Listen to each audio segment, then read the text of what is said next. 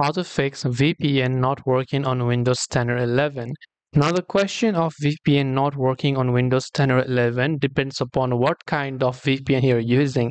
Now if you're using an app, normally the app will be on the taskbar right over here at the bottom. You'll be able to find a VPN app like NordVPN, Surfshark VPN. You can just try to check. Sometimes it could just be the issue with the internet connection, but sometimes it could also be an extension that you're using.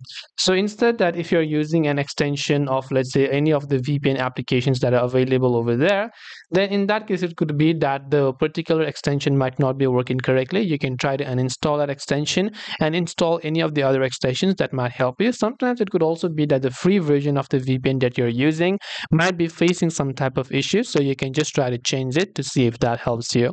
So I hope that this video helped you. If you have got any questions, feel free to leave them down below. Thank you very much for watching till the end of the tutorial, and as always, see you soon in our next video.